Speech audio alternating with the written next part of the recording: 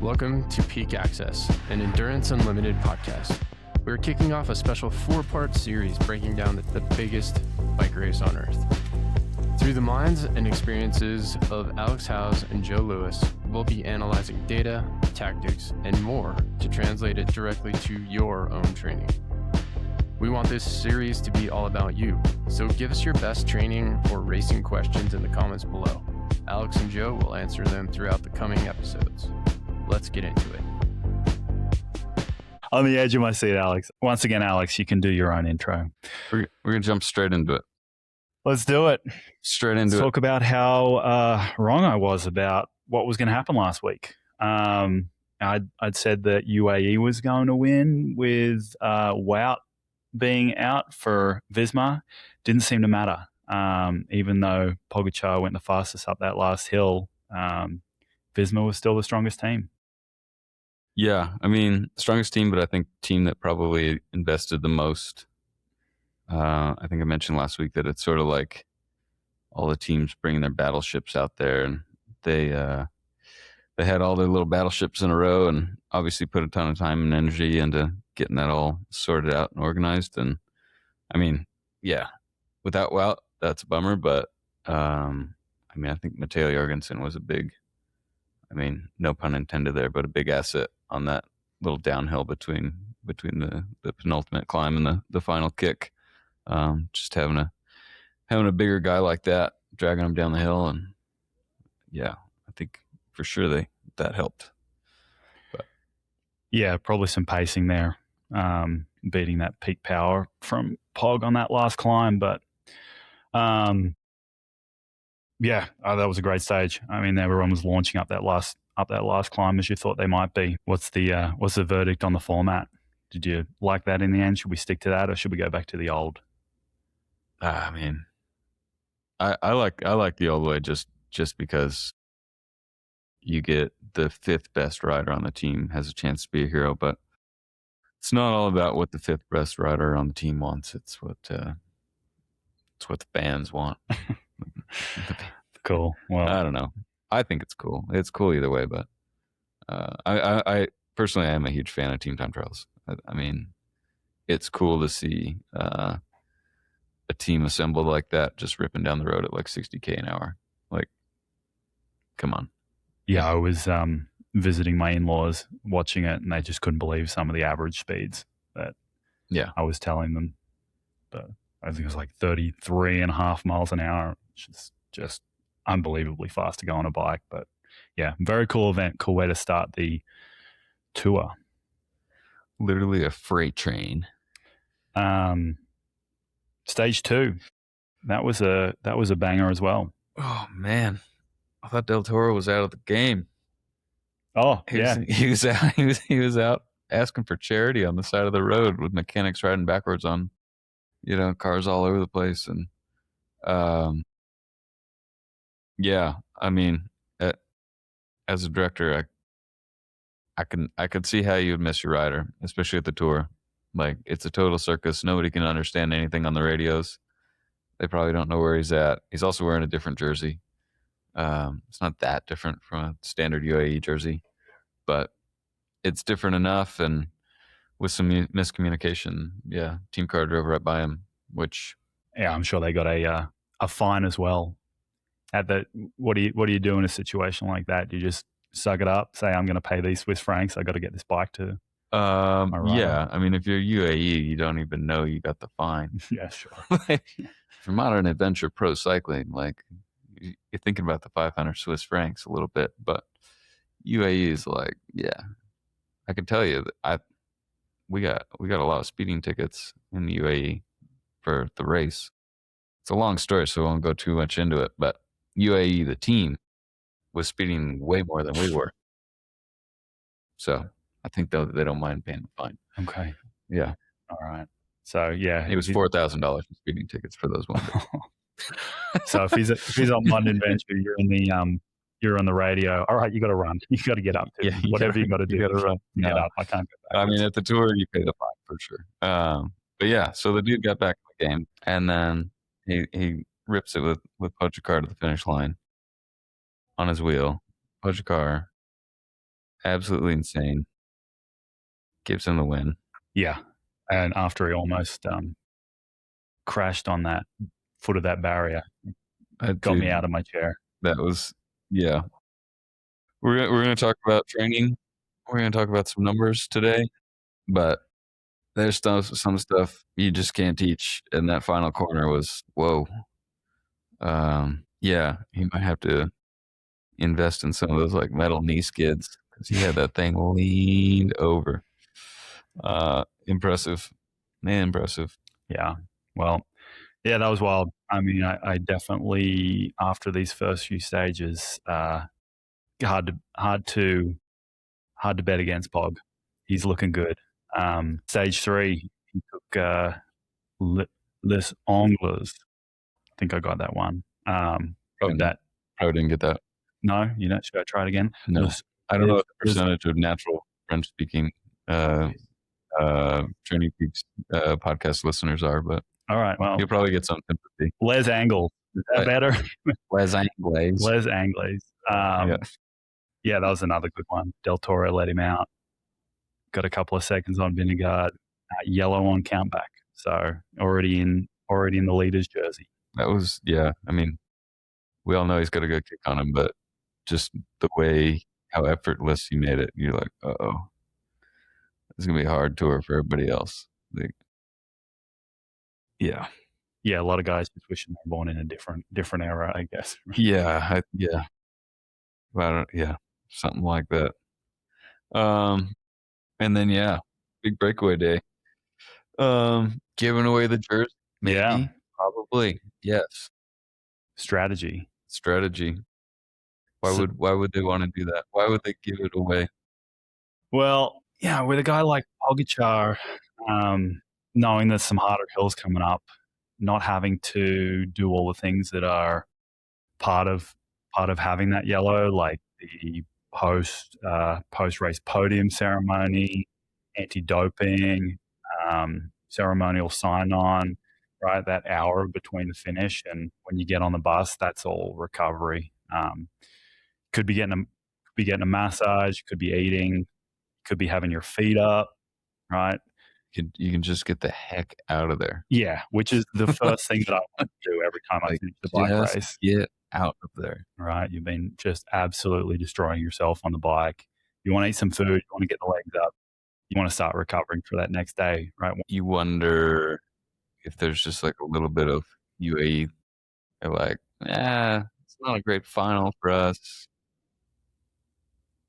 You guys can, all you other, the other 22 teams in this race, yeah, have at it. Sure.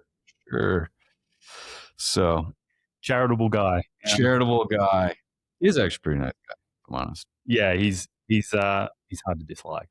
UAE between Del Toro's corner on day 2, and then Pogačar, he took like 40 seconds on the downhill. Mm-hmm. So they're doing something right with their tires. Obviously have the engines. Obviously have the tactics figured out. They're doing all the marginal and maximal gains, but they're also making up time when it's clutch in races, which is, I mean, they're really racing. So crazy to see them do it on that downhill. Tour's not over. Tour's never over. But man, what a statement! 2 minutes, like, geez, Louise, what do you do with that? Like, I don't know. I mean, I just hope that people will still race for. I mean, obviously they're still going to race for the win, but they're going to start thinking like, all right, how do I get second? How do I get third? Yeah, is this guy too far out? Right? I mean, I like to hope that Jumbo's sitting there, and I mean, they don't lay down, they never do. So hopefully they can come up with some crafty stuff.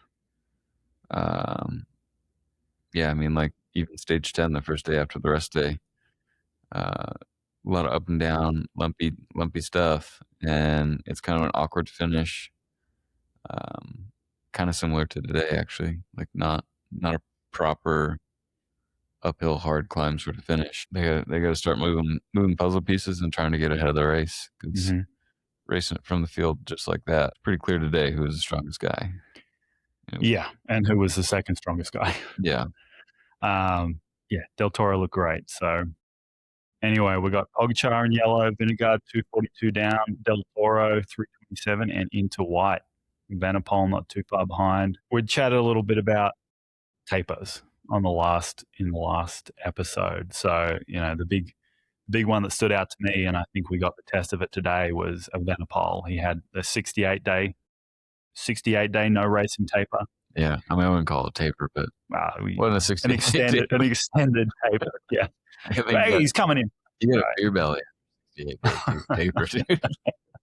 Yeah, it's coming into the Tour CTL 40. No, I'm sure it was.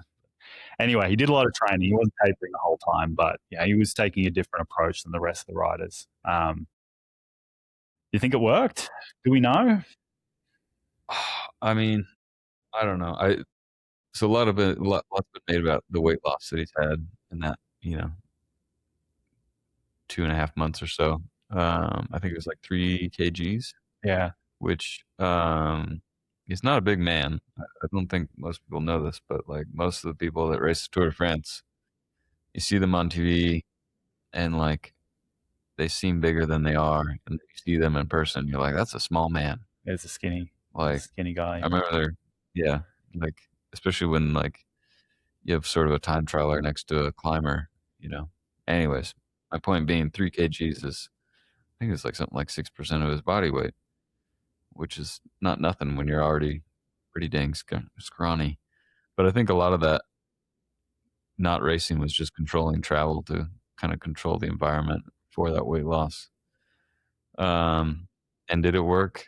I don't know. It seemed like he was missing a bit of the punch relative to some of those competitors those, first 5 days or so. And I'm sure they were sitting around thinking it's going to pay off on the Tourmalet and we're going to see it. But I don't know if we did. No, it looks like the engine's there, but as you said, didn't have the punch when Del Toro went. But he looks like he's descended pretty well. Yeah. Drove that chase up the final climb. 4th on the stage, nothing to sneeze at, but yeah, it'd be interesting to see to understand like where he's at relative to his past self, because it seems like Tade's leveled up and Jonas is leveled up, and I'm sure Remco's leveled up as well. But when everybody goes +1 and you're already +3 back, like you're still +3 back. So that's tough. But yeah, he missed that explosive moment, got some energy back on the descent, and then ground away right at his ceiling.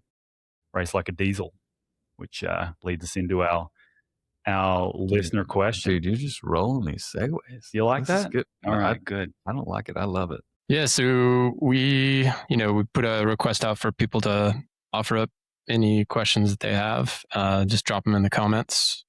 But we got an AJ, aka the Pro Amateur, on YouTube, and he said it seems like a large majority of professional teams are moving to critical power and W prime for training, pacing, and racing. Can you speak to why your experiences with how training was prescribed when you were racing using FTP versus critical power, and what riders are likely being told each stage for a pacing strategy? So a lot to break down there.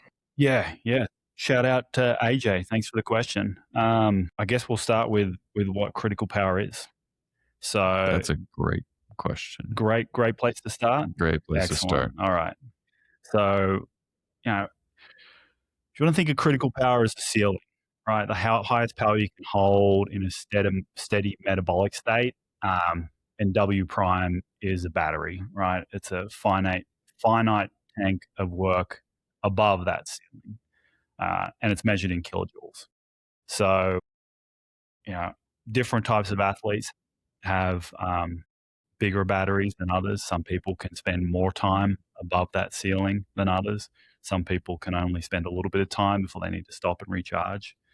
Some of these riders in the tour are probably, looking at that live on their head unit. They know exactly how many kilojoules they have to spend above that ceiling. Do you ever have that on your head unit? I did not, but that would be a sad thing to see when you're, 2K into the Tourmalet and you got 0 digits left. You're budgeting, right? Round of digits.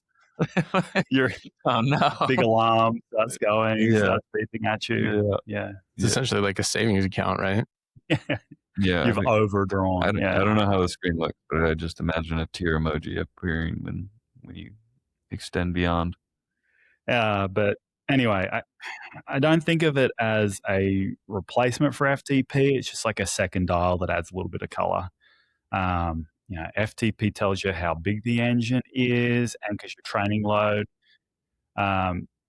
Critical power W prime really describes how you can spend it. And for me, it helped me learn more about the athletes that I'm coaching and their ability, right? I usually figure out, all right, like what's their ability as an athlete look like, and then how do we train for the events that they're preparing for. So on your coaching team at MAP, is this something you guys use? And something we use. I mean, it kind of gives us an idea of like what type of rider we're looking at. Like, is it somebody that?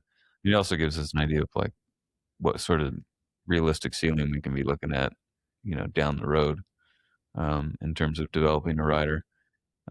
You can have two riders with like the exact same FTP, but like you say, when you get a dial with a little bit more color there, you see, well, this guy's got to, really spend all the little extra digits at the end there to get to the same FTP, versus another rider who's, straight diesel. Like, you dial it back 5 watts and they hardly feel it. You look at a lot of these numbers and you think, man, this guy's got that number, but this guy's got this number. And then you watch him in a race and you go, I don't care what number that guy's got. We got to get that guy.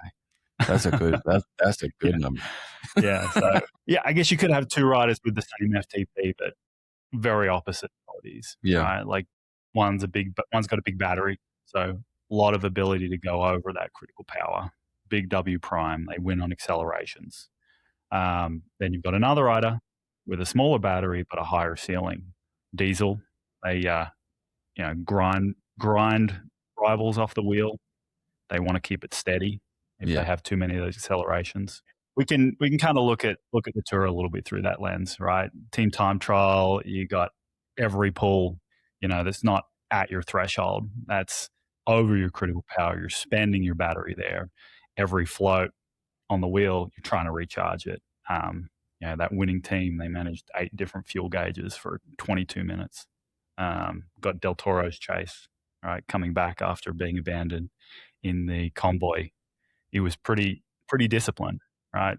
2 minute burn, 60K out, and then just staying below that ceiling the whole way back so he could blow the legs off everyone at the end, right? If he'd have sprinted out, he'd be using up all these W prime, and he wouldn't have had that at the finish. Yeah, I mean, it's worth noting that at the tour you get a lot of help when you're way back there. Mm-hmm. A caravan at the tour is like very long, half a mile long. But yeah, how do you train to get more of that prime? How do you extend that out? Well, the workout that we had last week, the over-unders, those would be really, really helpful for that. Just time over your critical power, practicing that.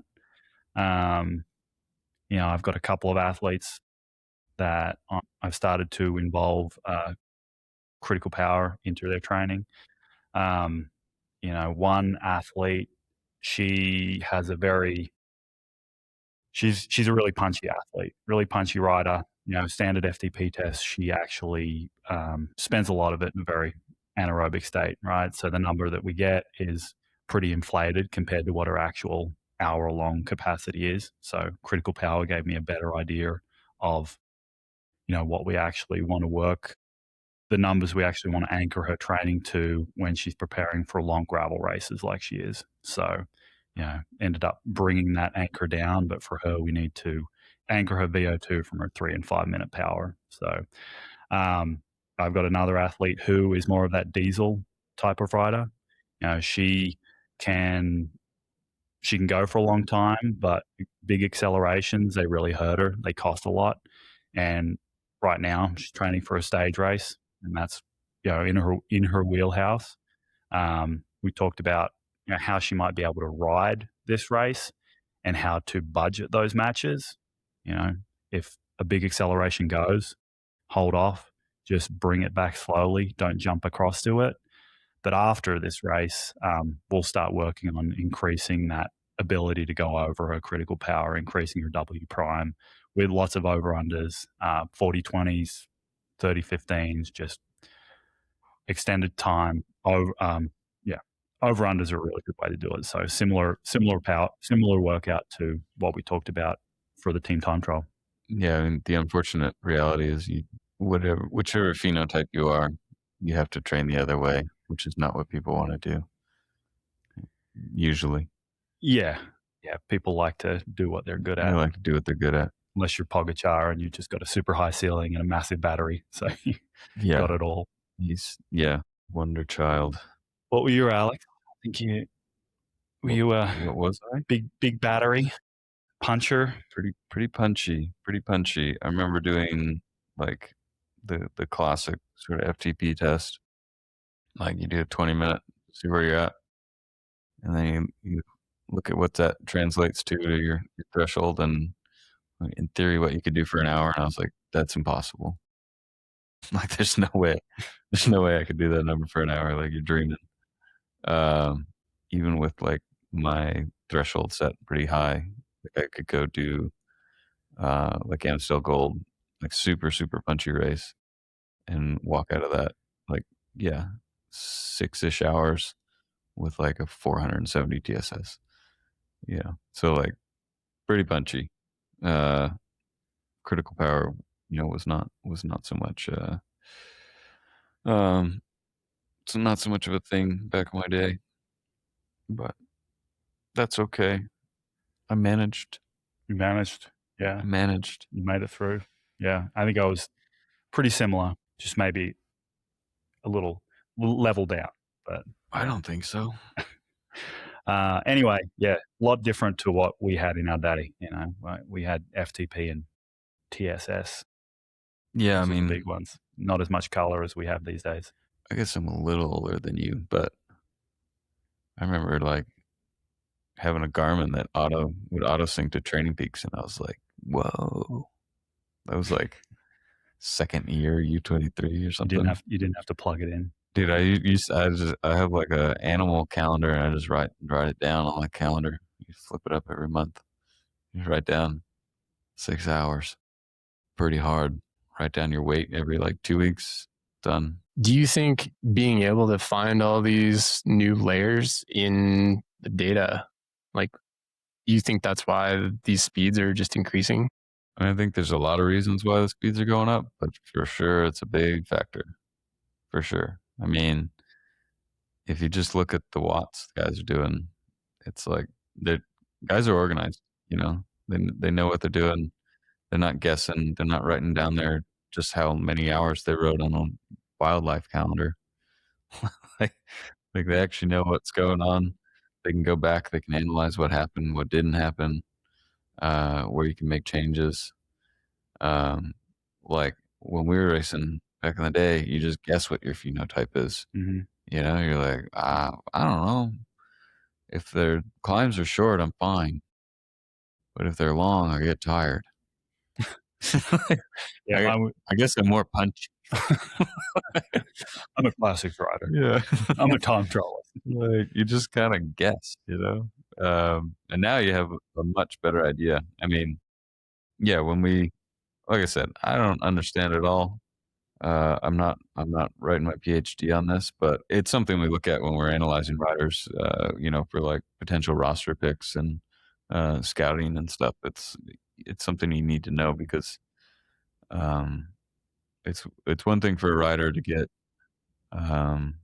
to just like get a couple of results, but if you know what kind of rider they are, that that was actually they're more punchy rider, but they succeeded in a race with super long climbs. Like there's probably a lot more in there than somebody who just rode everybody off the wheel on a climb that suits them perfectly and is never gonna really get there on a more punchy day. So Mhm. it's something we look at. But just to finish AJ's question, what riders are being told each stage for pacing strategy? I guess you got your punchy guys to respond to attacks. You got your diesels to roll it on the front, and you got your sprinters just trying to save that battery for one big acceleration right at the end. Just throw a screwdriver in that battery, blow that thing all up at once. Use all those KJs in 15 seconds. Yeah. I mean that's kind of a joke, but also like the run-ins, these sprints are just like so hard. Like people really underestimate that. You have a guy that can do 1,800 watts, and you think this guy's going to be a great sprinter. But then there's 520 watts on the wheel for 4 or 5 minutes before, and like the steady ramp up into it. Those are guessing numbers, but it's quite hard. Well, I mean, we even had a post on Instagram from Olaf Koy. So his peak power for that stage that he won was 14:04, and his 1 minute is 6:13. But like that even takes out like the 20 minutes running into it, which is not just hard, but like the stress is pretty high.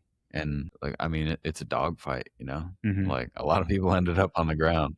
Mm-hmm. Like it's not like, oh, you just can't stress, like just don't stress. Like, it's not somebody like worried if their shoes are too white before the start. It's like actual, like genuine stress, like lion trying to eat you stress. Like if you screw up, like you could break your neck. So like trying to think under that stress in that stressful situation, heart rate's always pretty high. Cadence needs to be a little higher naturally, just so you can start following things, getting on the wheels you want to be on, and then you just happen to crank out 600 watts a minute before you just happen to crank out 1,400 while you're trying to process the whole race in real time.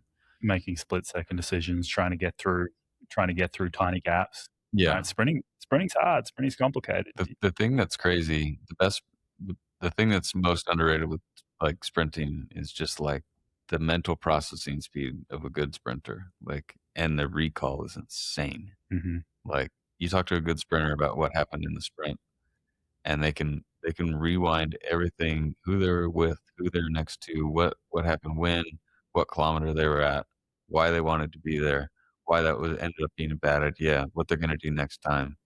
And it's just like, how do you, but it just gets stamped into their brain. And like, I mean, they'll probably be yammering about it when they're 88 years old and have Alzheimer's and don't remember the kids' names, but they remember what happened in the sprint on stage 4, Yeah, I always did my best sprints when I was really fit, because I was just redlined a little less. Yeah, soon, I mean, you can right? actually process. Yeah, there was some blood left to operate my brain. Yeah, like all like 4 extra blood cells, just like exactly. All right, I can think at this speed here. Yeah, but yeah, early season was hard. Anyway, yeah, critical power testing looks a little different to your standard FTP test. You can find you can figure it out from a bunch of different durations of power, and they all need to be maximum efforts for that duration. The one I like to use, pretty standard test, is do a really long warm up. You go all out for 3 minutes, really empty the tank. This should be super hard from the start, and then you fully recover. Or you could do the next one on a different day, but really 30 minutes easy, or like I said, totally separate day. But then you do a 12-minute maximal effort. But this one should be paced pretty more even, but it should be as hard as you can for 12. Optionally, you could get a third point, 5-minute max another day. That'll really sharpen the fit.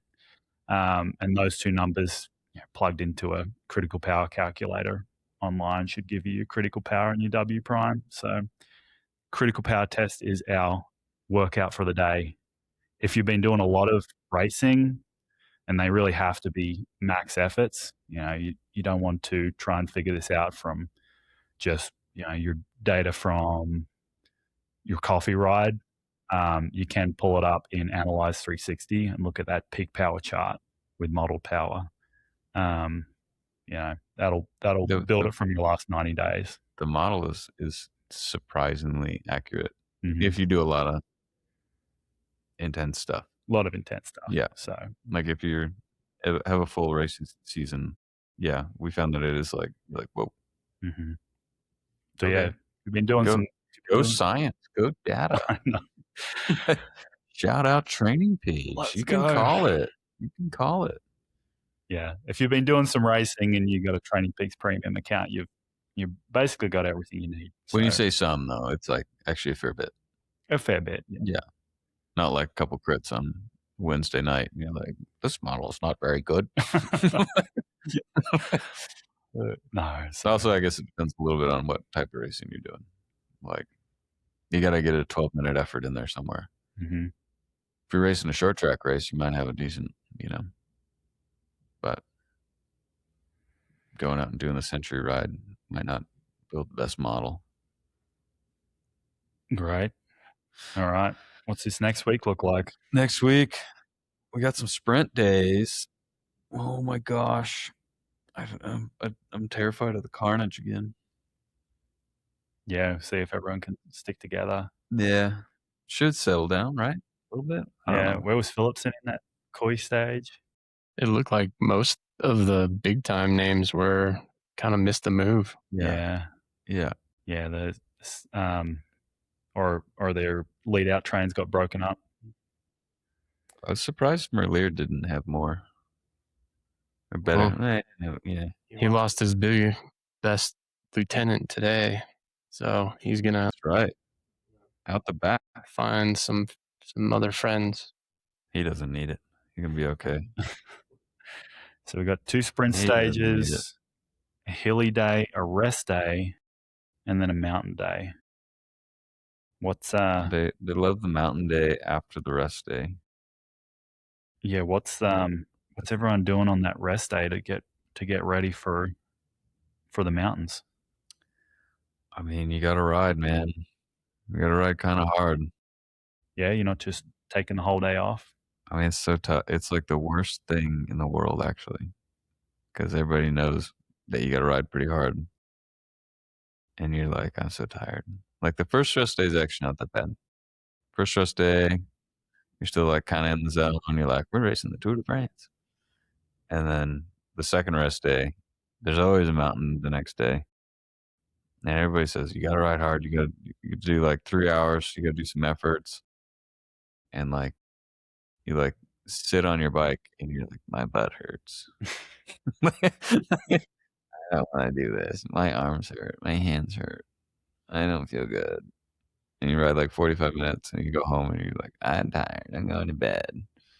And you do, and rest feels so good. And then you wake up and you realize that your hotel is at altitude. And you feel terrible. And then you start the race and it's an uphill start. And you start thinking about what you're going to study when you go back home because you're going to go back to school. Oh, they're that much fun, huh? Or maybe deliver trash. I don't know. Just choose anything but that. Do anything. Like, I'm going to donate a kidney before I have to do another uphill start after a rest day. So full day off makes you feel pretty flat, right? Most everyone's going out and doing some sort of ride. Yeah, efforts, maybe. Yeah, keep the engine rolling. Yeah, all right. In summary, yeah, probably 2, maybe 3 hours. I mean, the best guys, Hasink would always do like 3 hours, like hard, and he was like always good the next day. Yeah, I mean, it's got to be at least a couple hours. So, doing some efforts, probably. I mean, you gotta have some like a little tempo action in there, and then like a couple proper like at least like 3-minute like VO2 like kind of hurt, like actually like God. If you don't do it, you might go home. All right. Well, putting you on the spot, who's your pick? I already said Tim earlier. He's gonna win. He's gonna win every flat stage after. Yeah. All right. That's probably not true. That's probably not true. Actually, I think Tade has a good shot at a couple of stages. Really hedging there. Sada is looking great, guys. I don't know if you guys saw him on the tour delay, but I haven't noticed. Right. What about this stage 9? Maybe this will be our Ben Healy stage, up and down all day. It's not a bad pick. All right. Not a bad choice. That's me. If you were going to pick him, I was going to say Koi. All right. Yeah. He's looking good. He's looking good. I love Way to hedge your bets. Yeah. Yeah. He's already won one, so yeah. Yeah. After that Visma call last week, I got something a bit safer. Yeah, breakaway day. Who's going to do that? Yeah. Healy's always a good pick. I don't know. He hasn't looked insane. He didn't look amazing yet, but he hasn't looked terrible. Actually, I think we'll just talk about EF right now. Ballgren's going to win that, dude. He's going to win that breakaway day. All right. Yeah. You heard it here. EF is the only other team in the race. Everybody knows that. Yeah. All right. Before we wrap things up, we better look at some of these power numbers that Connor was able to give us. No names or teams attached, but let's check them out. I mean, the thing standing out is we've got an intensity factor over 1. Right, that's a pretty. You can't do that if you're with a steady ride. Right, that only happens when you're ripping it and then recharging. So this files your W prime, right? Like digging into the battery, recharging on the wheel. Decoupling minus 1.3%, perfect 50-50 balance. So that's just like 50-50. I mean, that's the dream number there. Dude's right? A ballerina. What is that? Yeah, this really well ridden. It's obviously a pretty maximum output. Well paced. Probably a professional athlete. Probably. Yeah. We got a second best 1 minute for the year, third minute for the year. So, not the best they've done, but still a pretty hard maximal effort. Yeah, and in a time trial position, with kind of going back to the stress in the group situation. Like, I mean, when you're on the wheel on team time trial, thinking about the watts is not always the thing you're thinking about. It's trying to stay off the ground, trying to keep your teammates off the ground. I mean, compared to this second one, looks like someone went a little harder at the start and blew up, or maybe they were one of the earlier riders that pulled off. Got some pretty high numbers up the top of the curve, 2.5, drops off a lot to the 1 minute, 4.64. Big decoupling number, 25%, and no badges. No badges. Go that hard, you don't get a badge. Oh. Probably a climber. Just folding into a team time trial, into a TT position doing it for the team. It's like, I don't want to ride this bike. What the heck? You know how much this hurts me? Yeah, the 20 minutes only, 18 watts below the other one. So, maybe not an engine problem, just the way they spent their W. Yeah, I mean, I think the time cut in the team time trial stage 1, I actually did not look it up, but I assume it was pretty generous. So when your job's done, you are done. You got 20 days of racing left to do. Mm-hmm. There's no soldiering on for the love of the game. And this third one, we got the lowest 20 minute of the 3, variability index highest. So, strong 1 minute. It's a really spiky rider, repeated accelerations to hold the wheels. Lowest heart rate of the 3. So, they weren't maxed out. It was getting bounced around. Average 147. Yo. It's like my resting heart rate now. Yeah, well, it's a bit harder up at altitude, right up there in Ned. Yeah, I mean, I pretty much just sleep on an airplane these days. Uh-huh. I was on one like 12 hours ago. Oh, well, we're glad you could make it. I am global warming. I'm sorry. All right, Alex, what do you see in these Tourmalet files? Oh man, pain and suffering, pain and I see a gold suffering. badge. I mean, gold badge at 20 minutes. I mean, that's for the year. Yep. It's saying something. Stage 6. Late in the stage too. I mean, yeah. With the heat, it's always impressive getting your little badges. Mm-hmm.